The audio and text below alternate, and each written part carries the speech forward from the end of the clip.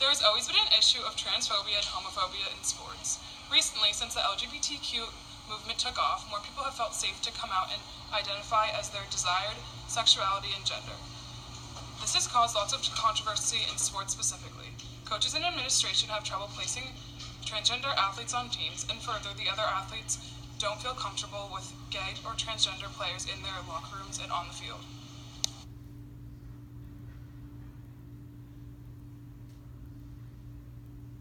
Yeah, that's not new to me. I've heard people say that. They think in football, in professional football, you have to be strong, powerful, and they think being gay means you aren't that. You're the opposite. You're soft. You don't really like to tackle. You're very weak.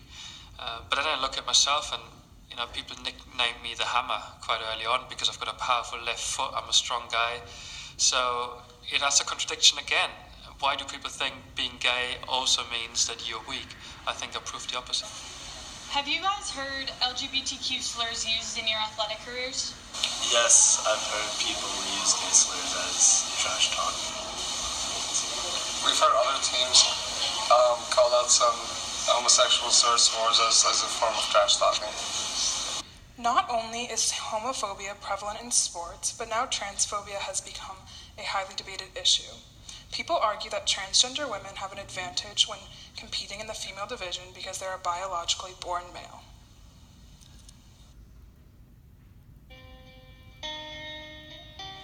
The biggest difference between men and women vis-a-vis hormones is testosterone level.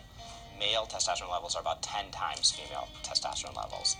So if we have a transgender woman who goes from having a male level of testosterone to a female level of testosterone, her muscles are going to be shifted in an enormous way.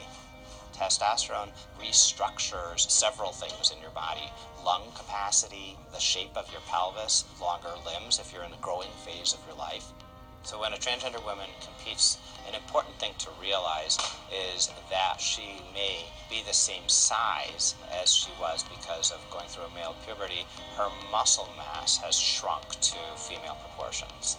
Anybody who's participating in athletics will really be able to notice the difference. There's a fear that transgender women will dominate sports because of the larger body size, but that does not make sense because of the enormous role that muscle plays with athleticism.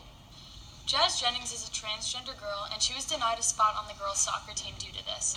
She did not want to play for the boys' team, and the boys' team did not want her. This was a major controversy, for she wanted to be placed where she identifies with the girls, but her pleas were ignored. Scarred from the experience, Jazz continued to push her rightful spot on the team. This will affect her confidence in the future and potentially affect her playing and mindset about the sport she once loved. In her real life, she's very confident. I wish in soccer she had the same confidence. We know why she doesn't have that same confidence, because she wasn't allowed to play. She's scarred, I feel like. When you're banned from playing soccer, it's going to leave some negative memories. It's a hill that she's still climbing. You're going to see she's going to have a great game, and then another teammate, another high school girl is going to come up to her and say, you shouldn't be here. It's not going to be easy. It's not easy for any 8th grader transferring into 9th grade. Most of the people already in her school know she's transgender, but in high school, it's going to be brutal. Yeah. They're going to be gunning for her. You know what I mean? I think the girls in high school are going to be, for Jazz, it could be either way. She has a lot to prove on that field.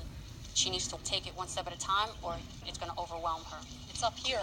It's not going to be easy, but she cannot give up. Being transgender is a human right, so people should be able to play on sports teams where they identify and not be forced to play somewhere where they don't belong. To ensure that LGBTQ members get equal representation in sports, there are foundations like Athlete Ally and You Can Play that advocate for taking a stand against transphobia and homophobia within sports. There needs to be more publicity for these foundations in order to normalize supporting LGBTQ members in athletics. Athletes who disagree with this and are homophobic and transphobic should be held accountable and get endorsements taken away. Another way to combat transphobia and homophobia is to often address the issue. The more it is talked about, the more it will be accepted and normal in society.